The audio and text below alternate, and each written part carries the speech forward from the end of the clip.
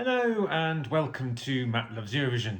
It's my Eurovision 2026 Top 35 countdown, place number 27. It's Luxembourg, Eva Marija, Mother Nature. Please do click on the subscribe button, ring that notification bell, and like, share, and comment below. So, 5 times winners Luxembourg are up next in my countdown.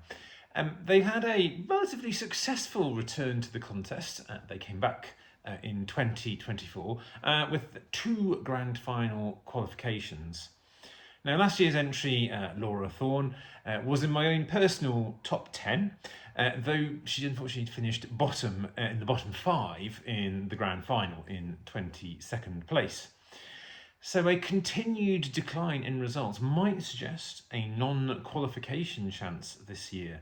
So can Eva Marija maintain the Grand Duchy's 100% qualification rate? Now, Eva Marija, or to give her full name, Eva Marija Cavash-Puch, is a Luxembourg-born singer of Slovenian parentage. So in a way, while Slovenia has exited the contest for this year as part of the boycott, at least Slovenia does get some form of representation at the contest this year.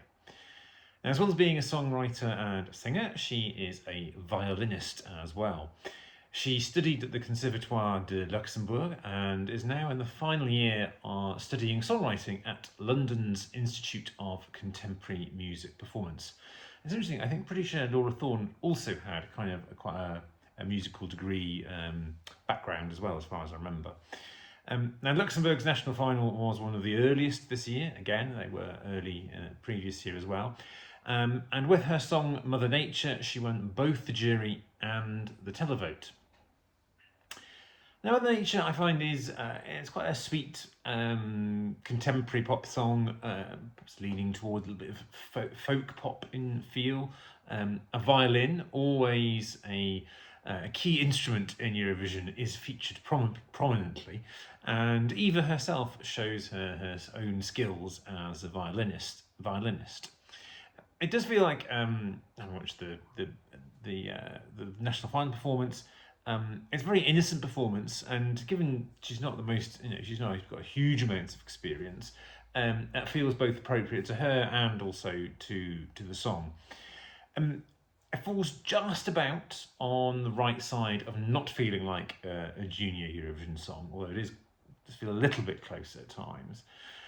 Interesting fact, one of the co-writers of the song is Danish Thomas Stengard, who has penned many Eurovision entries, including, of course, Only Teardrops, which won back in 2013. He's also been a co-writer on the UK's entries both last year and indeed for this year as well.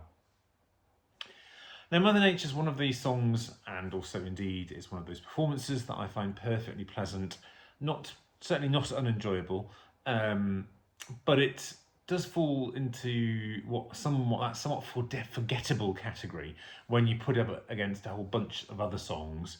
And I think that's a fate that many of these kind of nice or safe, or dare I say beige at times, songs suffer at Eurovision.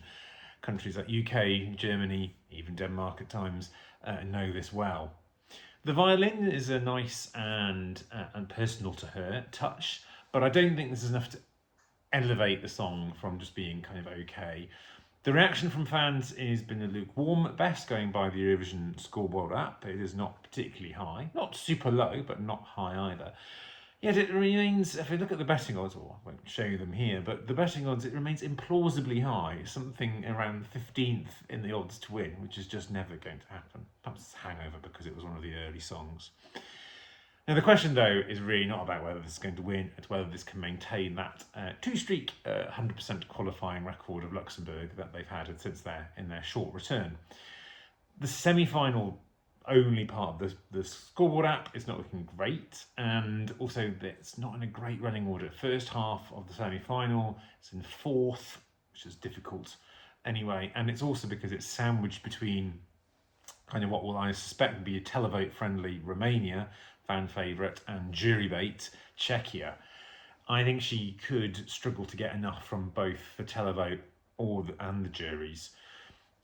Sometimes these simpler, sweeter songs can surprise in the way that they connect with people at home. So it's a bit too early to rule this out just yet. What do you think of the song? As always, let me know in the comments, and we will see you again soon. Take care.